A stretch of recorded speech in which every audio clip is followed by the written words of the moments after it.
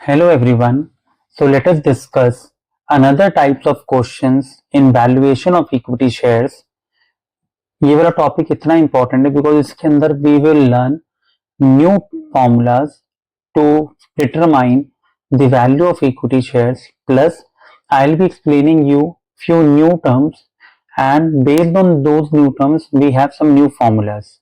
ठीक है, तो अगर आप इस वीडियो पे डायरेक्टली आए वैल्यूएशन ऑफ इक्विटी शेयर्स की, तो मैंने इसकी पूरी प्लेलिस्ट बनाई हुई है। आप वहां से ये पूरा टॉपिक एक प्रॉपर सीक्वेंस में पढ़ सकते हैं and you can understand the entire content then. So let us see the topic. So इस वाले वीडियो के अंदर ना मैं आपको नए टॉपिक जैसे dividend yield, EPS, DPS, market price, earning yield कैसे कैलकुलेट करते हैं वो देखते हैं। मैं आपको दो क्वेश्चंस करवाऊंगा इसमें भी। So the question is like this: following information is available in respect of PQR Limited for the year 21-22. Annual turnover मतलब sales given है हमें,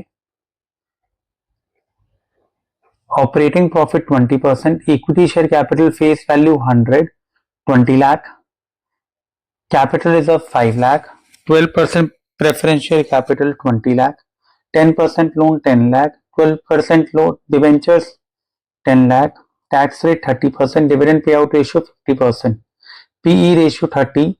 You are required to find out EPS, earning per share, DPS, dividend per share, market price, earning yield and dividend yield. So based on this, let us solve it here. तो थोड़ा सा मैं आपको इसमें कुछ नई टर्म्स बताऊंगा। तो देखिए, सबसे पहले हमारे को बेसिकली सेल्स गिवन है, दैट इज ₹50 लाख, और आपको ये ऑपरेटिंग प्रॉफिट, अगर आपने एफएम पढ़ा हुआ है तो ऑपरेटिंग प्रॉफिट का आपको मतलब पता है, ईबीआईटी होता है, earning before interest and tax. वो कितना गिवन है? 20%। तो ईबीआईटी हमेशा सेल्स पे निकलता है, तो 50 लाख का 20%, अर्निंग मतलब प्रॉफिट एक तरह से जो हमारा हो गया, तो दैट इज 10 लाख। अब इसमें से देखिए, अगर आप फाइनेंस के स्टूडेंट्स हैं तो आपको ये क्लियर होगा, EBIT earning before interest and tax, इसका दूसरा नाम ऑपरेटिंग प्रॉफिट है। सबसे पहले इसमें से क्या माइनस करेंगे? इंटरेस्ट, क्योंकि इंटरेस्ट एक टैक्स डिडक्टिबल आइटम होता है। तो इंटरेस्ट हम किस किस पे करेंगे? एक तो टर्म लोन पे और एक डिबेंचर्स पे। अब मेरा यहाँ काम क्या है? सबसे पहले मेरा काम है प्रॉफिट आफ्टर टैक्स निकालना। तो प्रॉफिट आफ्टर टैक्स में सबसे पहले ईबीआईटी में से इंटरेस्ट माइनस होगा। इंटरेस्ट कितना होगा इस केस में? 10% टर्म लोन, तो इंटरेस्ट ऑन टर्म लोन, तो थोड़ा सा मैं मैनुअली आपको करके दिखा रहा हूँ कैलकुलेशन। 10% ऑफ 10 लाख कितना हो गया? 1 लाख। और इंटरेस्ट किस पे जाएगा? 12% डिवेंचर्स, तो इंटरेस्ट ऑन डिवेंचर्स 12%, तो 12% ऑफ 10 लाख कितना हो गया? 1,20,000। तो अब ध्यान से समझिए, तो ये दोनों हमारी इंटरेस्ट की लायबिलिटी माइनस होगी। तो अब क्या आ गया? ईबीटी, जिसको हम क्या बोलते हैं? पीबीटी, प्रॉफिट बिफोर टैक्स या अर्निंग बिफोर टैक्स, क्योंकि इंटरेस्ट उसमें से माइनस हो गया। तो ये वैल्यू इसमें से दोनों वैल्यू माइनस कर देंगे तो आपको कितना मिलेगा? 7,80,000। तो आपको पता है ईबीटी, ईबीटी का मतलब क्या? प्रॉफिट बिफोर टैक्स और अर्निंग बिफोर टैक्स। अब सबसे पहले क्या माइनस करना पड़ेगा? टैक्स। वो कितना परसेंट है? 30%, लिखा हुआ टैक्स रेट 30%। तो टैक्स इसका 30% कितना आ जाएगा? 7,80,000 का आप 30% निकाल दीजिए, तो ये बनेगा 2,34,000। तो 30% इसका निकलेगा 7,80,000 का। तो ये क्या आएगा? Profit after tax. तो ये कितना आ गया? 5,46,000। तो आई होप यहां तक आपको क्लियर होगा। ये हम नॉर्मल अकाउंटिंग ही कर रहे हैं वैसे अभी तक। देखिए, हमारा मेन एम क्या होता है? Earning per share, dividend per share, हमें इक्विटी शेयर के लिए पैसा निकालना है। तो जब भी प्रॉफिट आफ्टर टैक्स आ गया ना, हमारे को चाहिए profit after tax and preference dividend. तो यहां से आप क्या माइनस करेंगे? प्रेफरेंस डिविडेंड, क्योंकि प्रेफरेंस का भी डिविडेंड रेट क्या होता है? फिक्स्ड होता है। कितना गिवन है प्रेफरेंस शेयर का? 12%। तो 12% ऑफ 20 लाख कितना हो गया? 2,40,000।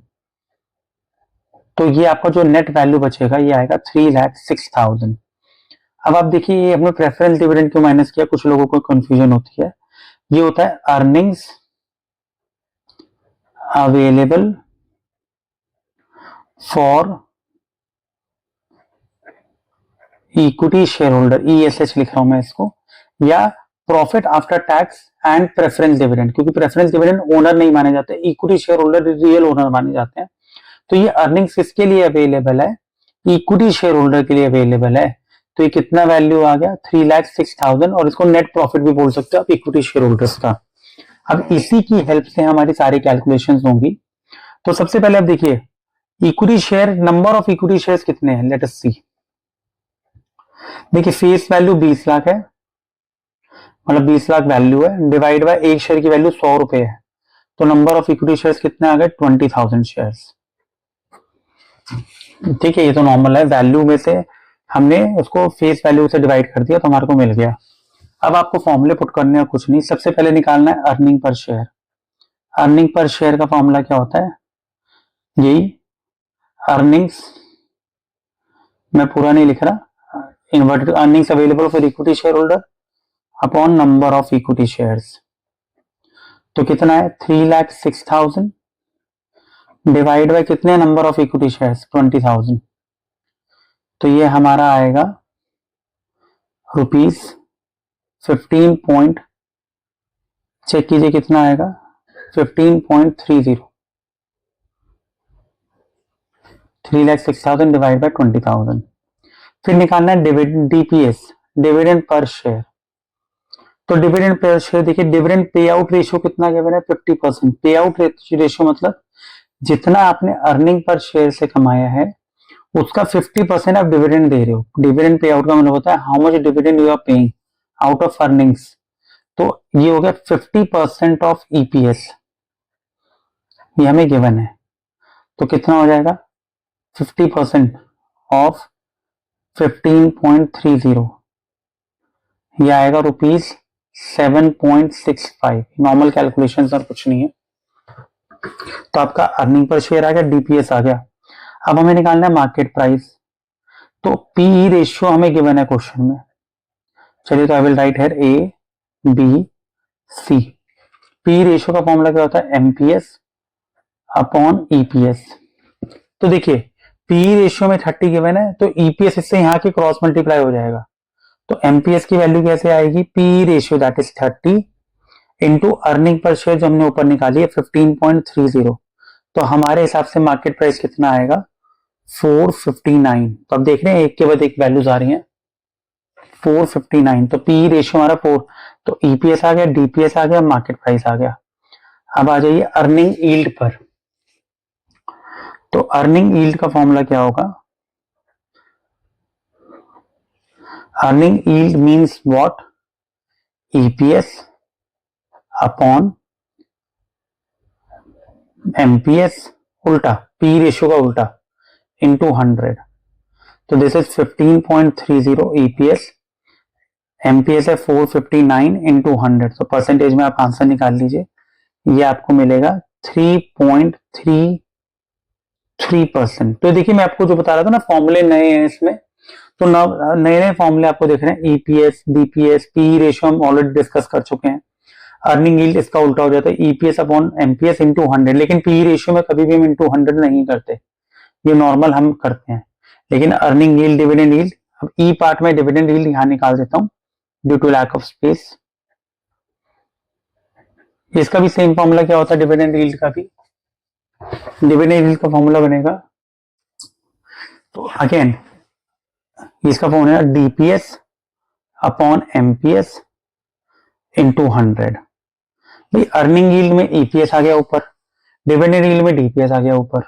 तो डीपीएस कितना है dividend per share 7.65 upon 459 into 100।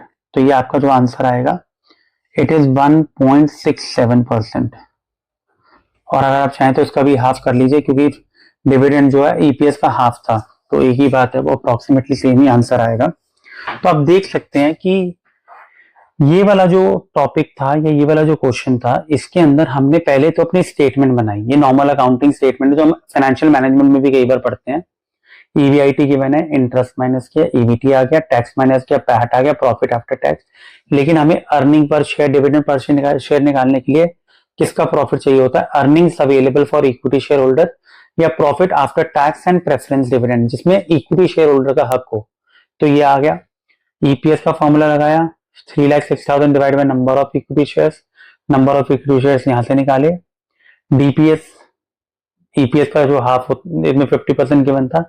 P ratio का फॉर्मूला लगाया, अर्निंग यील्ड का लगाया ईपीएस अपॉन एमपीएस इंटू 100 और डिविडेंड यील्ड का लगाया डीपीएस अपॉन एमपीएस इंटू 100।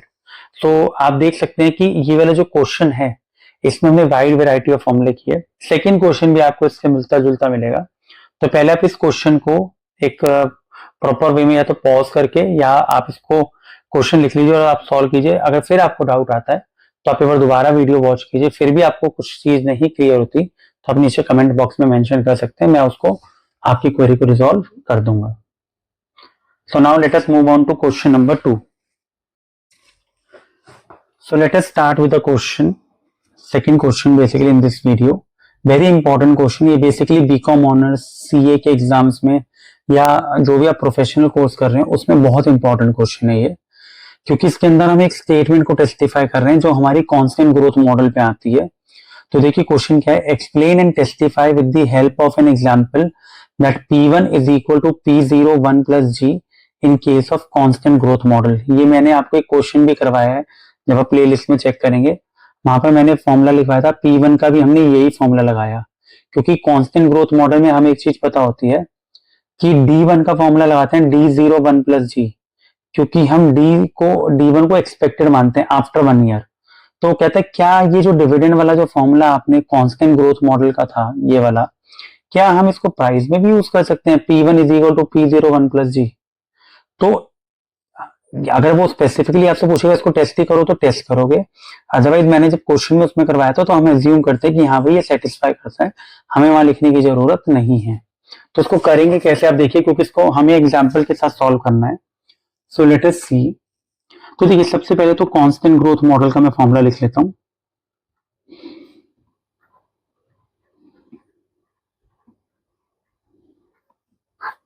क्या होता है formula, P0 is equal to D1 KE minus G, ये हमारा फॉर्मूला होता है। अब लेट्स से ये तो हो गया करंट मार्केट प्राइस। मैं कहता हूं एक साल के बाद P1 का फॉर्मूला क्या होगा, मैंने आपको पहले भी बताया वीडियोस में, अगर हमें प्राइस आफ्टर 1 ईयर निकालना है तो हमें डिविडेंड कौन से ईयर का लेना पड़ेगा, 2 का, क्योंकि जब 1 है तो 0 आ रहा है, 2 है तो 1 आएगा, एक प्रीवियस ईयर का। के माइनस जी में कोई फर्क नहीं रहता, ये सेम रहते हैं। अगर कांस्टेंट ग्रोथ मॉडल तो ग्रोथ रेट भी सेम रहेगा और इक्विटी भी चेंज नहीं होता। अच्छा एक बात बताइए, क्या मैं इस वाले फॉर्मूले को, P0 का फॉर्मूला तो समझ में आ गया, D1 के माइनस जी नॉर्मल होता है, लेकिन मैं कहता हूँ भाई मुझे करंट ईयर का प्राइस नहीं, मुझे एक साल के बाद का प्राइस निकालना है, तो मैं कहता हूँ फिर आपको एक्सपेक्टेड डिविडेंड जो है वो सेकेंड ईयर का लेना पड़ेगा अगर आपको P1 निकालना है। तो क्या मैं इसको ऐसे लिख सकता हूँ, D2 को D1 ब्रैकेट 1 प्लस जी के माइनस जी लिख सकता हूं, क्योंकि देखिए अगर D1 D0 से D0 में 1 प्लस जी ऐड करेंगे या मल्टीप्लाई करेंगे तो D1 आएगा, D1 के अंदर 1 प्लस जी एक बार और करेंगे तो हमको क्या मिलेगा, D2। तो मैंने D2 को जगह क्या लिख दिया, D1 1 प्लस जी। तो आप देख सकते हो ये जो D1 के माइनस जी है, ये वाला D1 अपॉन के माइनस जी, 1 प्लस जी को छोड़ दीजिए, ये किसका फॉर्मूला था, D1 के माइनस जी का, किसका है, P0 का। तो क्या मैं ऐसे बोल सकता हूँ P1 is equal to P0 1 plus G. आप कहेंगे ये कैसे कैसे हो गया, भाई मैं कहता हूँ P1 का फॉर्मूला है D2 डिवाइड बाई के माइनस जी। तो क्या मैं D2 को ऐसे लिख सकता हूँ D1 1 प्लस जी, क्योंकि जो D1 आया एक्सपेक्टेड है उसमें 1 प्लस ग्रोथ और कर दो। अब मैंने ये कर दिया, लेकिन नीचे का मैंने डिनोमिनेटर सेम रखा। तो D1 के माइनस जी किसके इक्वल था, D1 के माइनस जी ये वाला P0 के इक्वल। तो मैंने इस वाली वैल्यू को, सिंस ये मल्टीप्लाई में है यहाँ पे, तो इस वाली वैल्यू को मैंने रिप्लेस कर दिया P0 से, और 1 प्लस जी ऐसे रहा। और वो हमें यही बोल रहा था क्या ये सेम होता है, हाँ P1 is equal to P0 1 plus ji.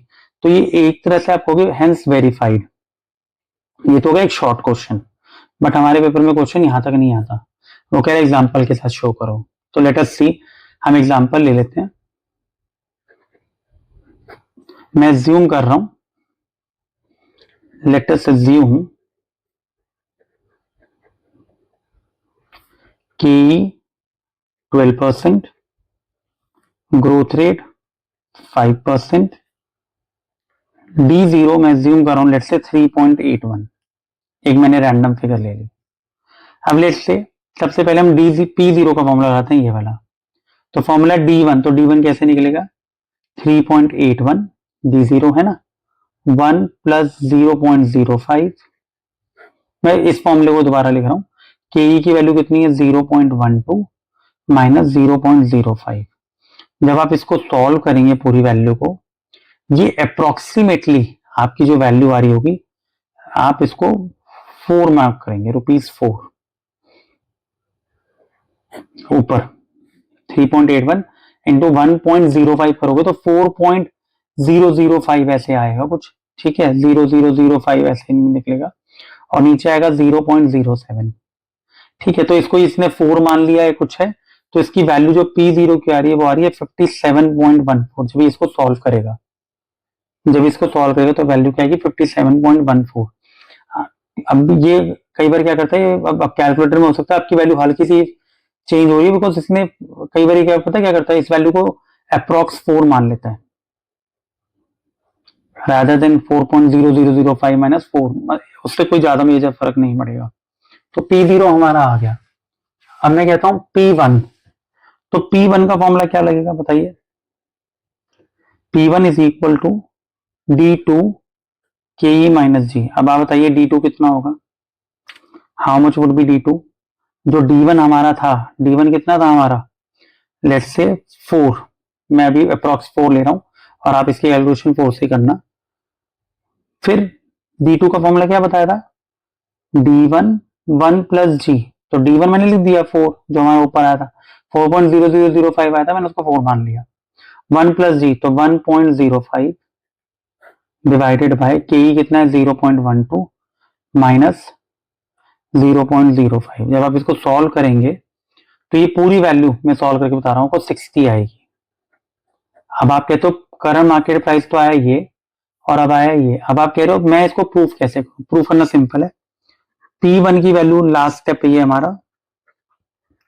P1 के हमने क्या ये वाला फॉर्मूला लगाया था ना, P1 P0 1 प्लस G। अब कायदे से अगर मैं इस 57.14 P0 की वैल्यू में ग्रोथ रेट से मल्टीप्लाई करूं, अगर वो 60 के इक्वल आ गया, तो ये रिलेशनशिप क्या है?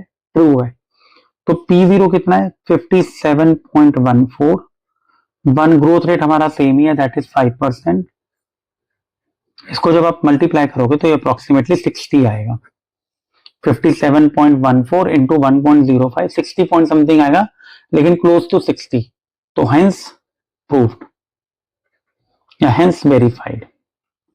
तो सिंपल तरीका क्या है? सबसे पहले आपको बताना चाहिए हमने कांस्टेंट ग्रोथ मॉडल यूज किया, लेकिन जब हम D1 ले रहे हैं तो P0 आता है, अगर हम D2 लेंगे तो P1 आएगा। तो D2 को हम क्या लिख सकते हैं? D1 1 plus G। तो D1 वर्ग KE माइनस G को हमने रिप्लेस कर दिया P0। तो ये मैथमेटिकली तो यहाँ सॉल्व हो गया, मतलब एक नॉर्मल उसमें। लेकिन एग्जाम्पल से बोल रहा था, तो एग्जाम्पल आप कोई भी ले सकते हो, ऐसा नहीं है कि आपको ये सेम वैल्यूज लेनी है। तो मैंने 3.81 और इससे सॉल्व किया, तो ये 4.0005 आ रहा था। मैंने उसका अप्रॉक्स 4, मतलब ये जो 57.4 वैल्यू पता क्या आएगी? 4/0.07, तो 57.14 आ गया। और ये 4 क्या है हमारा? D1 है, क्योंकि ये D0 हमारा कितना था? 3.81। तो D2 निकालने क्या आएगा? D1 दैट इज 4, 1.05 नॉर्मल के 60। अब मैं कहता हूं मुझे P0 की वैल्यू मिल गई, P1 की वैल्यू मिल गई, तो मैं इसको वेरीफाई क्या करूं? अब मैं कहता हूं क्या P1 की वैल्यू कितनी है? 60। तो P0 की जगह हमने डाला 57.14 और ग्रोथ रेट डाल दिया 1.05। ये भी क्लोज टू 60 अप्रॉक्स, ये भी 60, तो हेंस प्रूफ। तो आप क्या कहेंगे कि यस, ये जो है एग्जाम्पल ये सेटिस्फाइड है, और ये हमारा जो इक्वेशन इसको टेस्ट करती है और सेटिस्फाई करती है। So that is all about this particular question, which is very very important. So I hope the questions in this video are clear to you.